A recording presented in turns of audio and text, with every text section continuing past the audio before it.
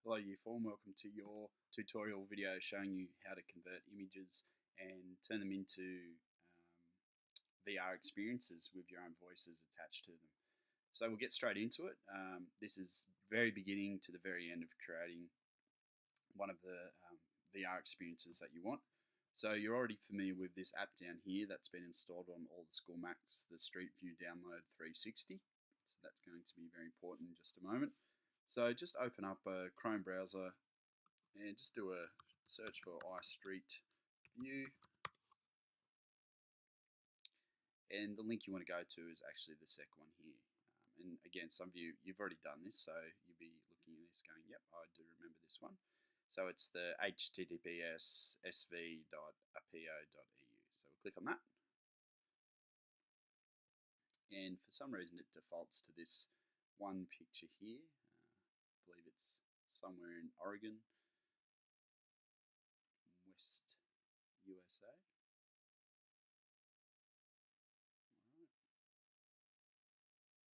Good. All right, so this is where we've landed, and this is definitely what we don't want to use. But you can see the spherical nature. You can see the reflection there, the shadow, sorry, of the Google car that was taking the image. We want to do obviously something around what we're looking at when Nicole took us on our tour. So you can actually use photos from this instead of the photos that you took on the excursion to create your VR experience. So I'm going to type in here Queanbeyan, New South Wales. So this is using Google Maps down here. Now I'm going to zoom in a little bit. So for example, one of the places I believe you looked at was Benedict House, which I think is on, I think it's here on Rutledge Street. So I'm going to drag this little person here. And remember that anywhere where it's blue, basically that's Google saying, yeah, we've got Street View images of that place. So I can't drop the little person there. It'll just take me, see, when I drop it there, it's going to say, well, the closest spot for you is actually there. So it doesn't matter. That's good. We should be able to get most of what we want here. Okay, so I think I need to go a little bit further up. I think it's up here on Isabella Street if I'm actually looking in the right spot. So I can drop down there. There we go. It's Benedict House there. So I can click over a little bit. Click on the little arrows just like you would in Street View. And I can't get much closer. And this is where taking our own photographs is obviously really important. So let's just use this as an example for now anyway. So let's just say this is the image I want. It does have a picture of the thing I want in there, but that's okay because obviously you're talking about VR and a 360 experience here. The image of whatever it is you're doing can't. It's you got to remember it's not flat anymore like a 2D photograph. You're not going to fully capture everything just in that VR, in that 360 environment. So it's totally cool that there's stuff around you that's basically got nothing to do with what it is you're looking at. All right. So you've got your picture, I've got it sorted. This is where I want to be right now. And so this little combination of numbers and letters here is your Panorama ID. So if you click on that, it's copied now. And I go down to the Street View Download 360, open that app up, and paste that Panorama ID in. Remember, I did say with the resolution, it doesn't need to be as high as possible. It's completely up to you, but I certainly would not go this low or this low. So keep the res fairly high. Location to save, that's always super duper important. So just as a default, I like to put things on the desktop, and I'm going to name it appropriately. I'm going to call it Benedict House. Cool. Save that to the desktop and download Panorama. There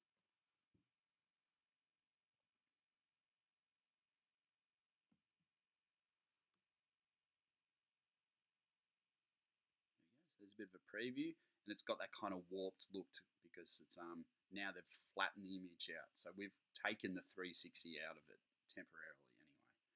So I've got my image, which should be somewhere here on my desktop. Yeah, I can see it just there. I'm just going to chuck it over be a little bit closer.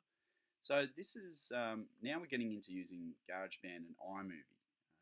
So probably the first thing you want to do is your GarageBand aspect of this, because that's the really hard bit. As I said to you guys in class, that really comes down to how well your research is and how much time you spend on your writing, because you really do need to come up with a script. And trust me, I record things all the time.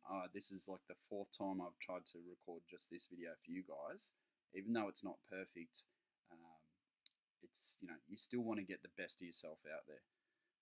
So remembering in GarageBand, oops, it's saying that somebody else is using it. So I'm just going to, okay, so now that I've got that little problem fixed, I'm going to open GarageBand again, and this is where we'll put our recording in.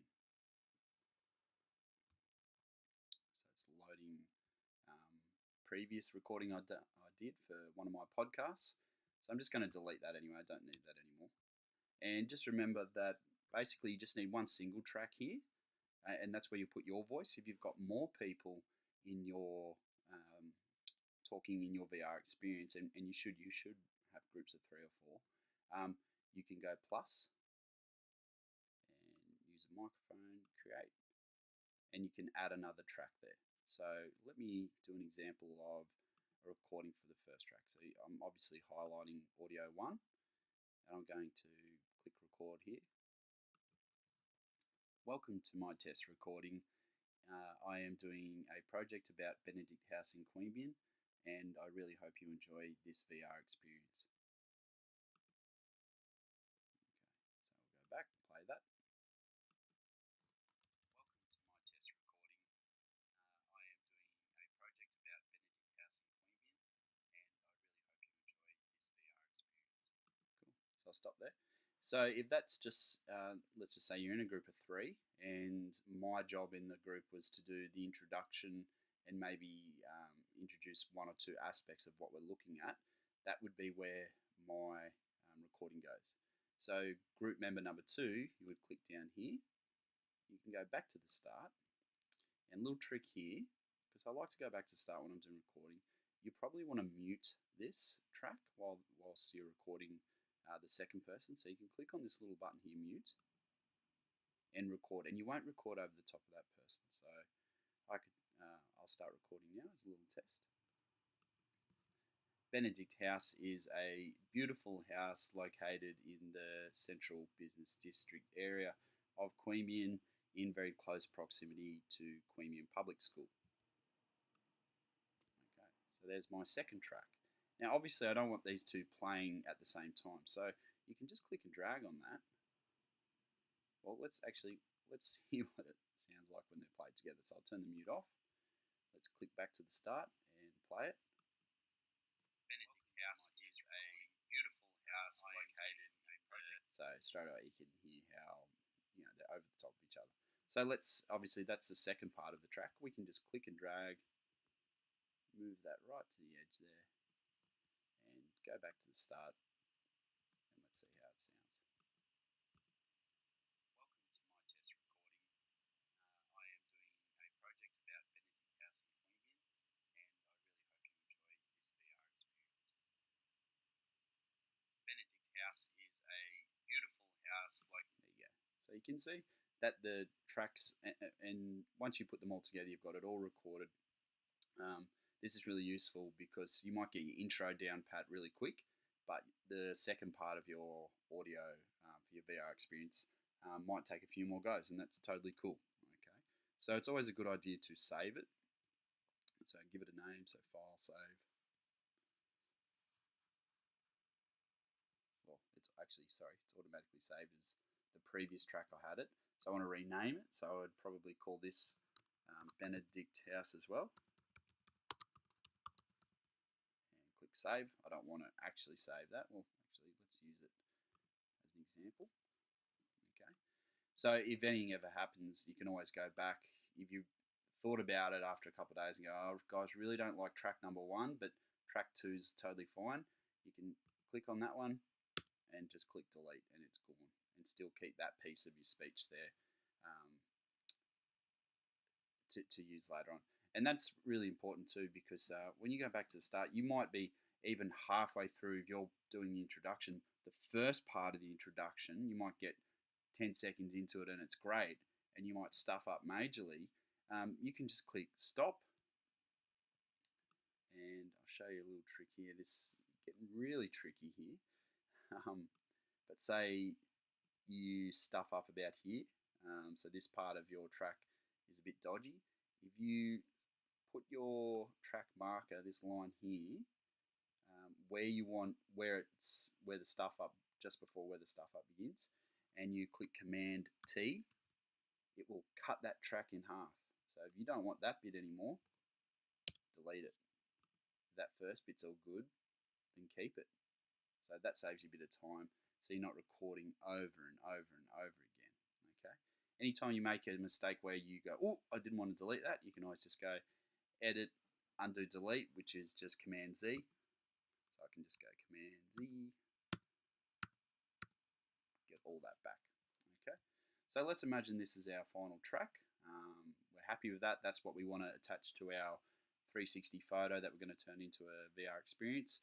Remember to go to Share. This is where we're going to turn it into an actual MP3 music file. So I always just default export song to disk, desktop. You can get rid of the date and time. That's not really necessary.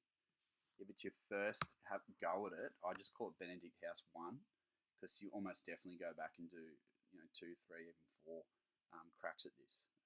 It's sometimes good to go back and listen to your first version when you're getting to your third or fourth version and go, oh, actually, that bit I said there was really good, or geez, it sounds terrible now, so we're going to get rid of that.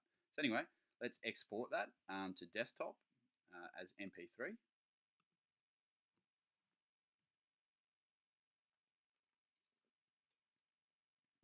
think that's done now. All right. So yep, I can see the MP3 there. All right, so we've got the meat of what we need to actually make our VR experience.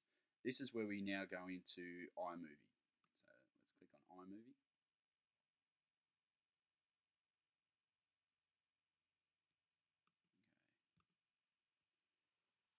Okay. Alrighty. So I can just kind of put it over the side there. So remember, we've got our palette or our working area down here where we can, it's just updating a lot of the movies that I've made. Okay. I always start with the video itself. So it's defaulting to the last movie I made. I'm just going to delete that. Okay. So I'm going to put my photo in there first, and wait for that to load. So remember the trick with this, I think I've turned the default off, but quite often when you preview it, it will be in this Ken Burns. You always want to put it to fit. Okay. So we've got fit there, that's all good to go, and we're going to chuck our audio track underneath, and I want it to start right at the beginning. So I'm going to connect it up there, cool. Alright, so let's just enlarge the screen. So I'm hovering over it and you can hear the voice playing, which is a bit sus. So actually, if I look at the time for the recording I made, it's 25.3 seconds, but the photo's only playing for 4 seconds. So obviously, I want it to go for as long as the audio recording itself. So I'm going to click and just drag that out. Let's stretch that along. Whoop, gone way too far. Go back a bit. Whoop, gone way too far back there. You can also shrink the size of it down so it doesn't look like such a big file. And that makes it much easier. Okay. And you can see there that like at the end there, the recording kind of drops off a bit, but it's no big deal. We can play with that a little bit later on. But essentially, if I preview it, welcome to my test recording. I am doing a project about Benedict House in Queanbeyan. So I'll stop there. That's all good. And I'm thinking, yep, my recording's all good, the photo's all good, time to turn this thing into a movie. So a little bit like with your GarageBand file, you want to export it. So we're going to export the file. And we're not going to call it chicken. We're going to call it Benedict House. And if you're up to this point, I would say this is your final copy. So I'm going to call it final, or I might call it last draft. So you shouldn't have to change it more than probably once after this at this point. Now, a lot of this stuff here, you do not need your res at 1080p. Okay, trust me, 720 or 540 is plenty high. Otherwise, it's just going to take way too long to process your videos and upload them to YouTube. Make it medium. There we go. So the file for a 25-second video, it's only 15.6 megs. So that's pretty low. I would expect yours to maybe be anywhere between 2 to 5 minutes, possibly, depending on the size of your group and what you're actually looking at. So let's go next. Again, MP4, that file format is a movie file, and we always default to desktop. So I want to save it there. You can see up here, little circles going to spin. Now, some of these Macs will go quicker than others. Some are a little bit old, some are very new, some have more processing power than others, and that's totally cool. So we just need to wait for that to finish exporting. Okay, and then we're almost up to our final step. So you can see there it's going relatively quick.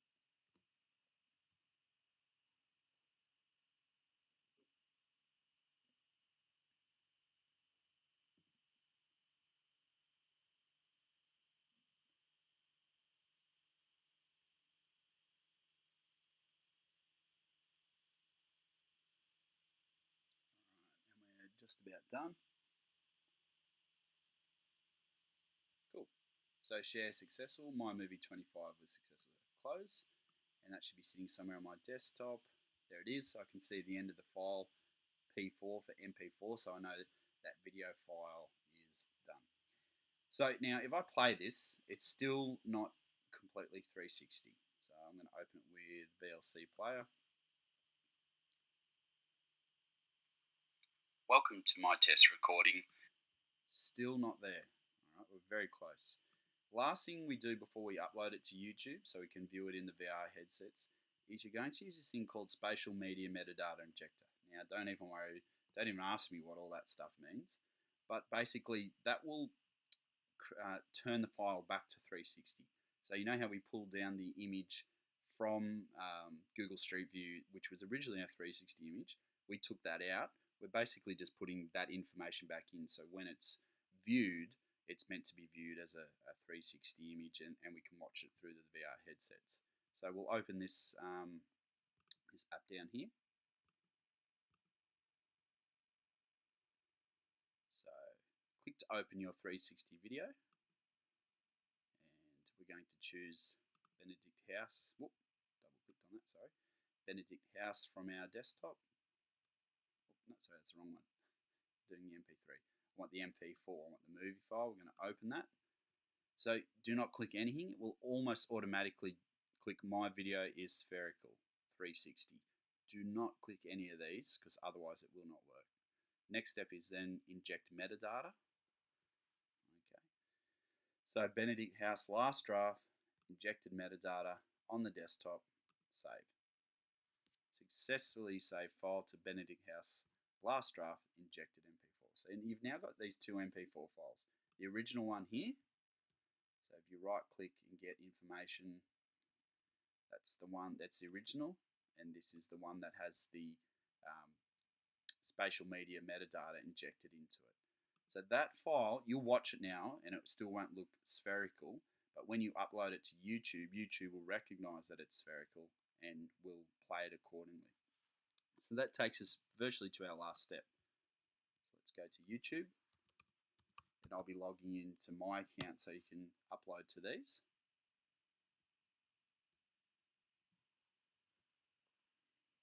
So you can see, watch a lot of Peppa Pig at our house. Alright. So you can, from here, create a video or post. So you can do live feeds through YouTube lately, but we want to just upload a video. So I'm going to take that video file there, click and drag it onto the upload section, and I'm going to rename this. I'm going to get rid of last draft injected. That just doesn't sound really good. Benedict House, assignment Gareth Wigg. So that's a little bit more appropriate. I might even want to add a description there about what we did and why, but I guess a lot of that should be really in your video anyway. So once you've got this just about done, you can click publish. So once processing is complete, your video can be found at this address. Now, it's only quite a short video, so processing on YouTube seriously only takes seconds or minutes. So if I click on this link now, I wouldn't be surprised if it's already working.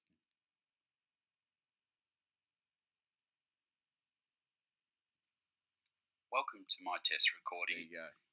I am doing a project about Benedict House in Queanbeyan, and I really hope you. So you can see the quality's come through a little bit dodgy. It still hasn't completely processed. Benedict House, and obviously those little black dots, they don't go away. The central business district. That down. But there you go. I've basically gone from nothing to something.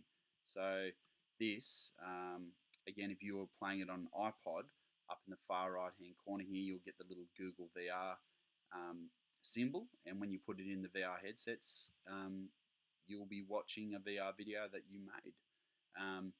And even if you don't, it's still pretty cool to go, full screen and just check it out in 360 mode on YouTube itself. I still think that's pretty amazing, to be perfectly honest. Okay, so there you go. It's not that hard. It's just a lot of little steps that we need to follow in order for it to happen. So please watch this video as much as you want. Nag your teachers all the time about getting the MacBooks out so you can do this. But remember, I'm not joking. The most important thing in this whole assignment is not being able to make a 360 video. It's actually your narration, your voice, your audio recording is really the most important part. That's the make or break, because the reality is anyone can, with the apps I've showed you, anyone can go on and download a really cool image from Google Maps and create a VR video, but it takes someone really special and it takes a lot of work to really have fantastic narration over the top of the VR experience. And that's what makes or breaks it. And every one of you is capable of that as long as you put the commitment in, the time, and be critical with each other. Tell people nicely, this bit's not working, but I want to help you make it sound better. It's all about making the project and making something that you can all be proud of. So I really can't wait to see what you put together, guys, and I look forward to seeing what you do very soon.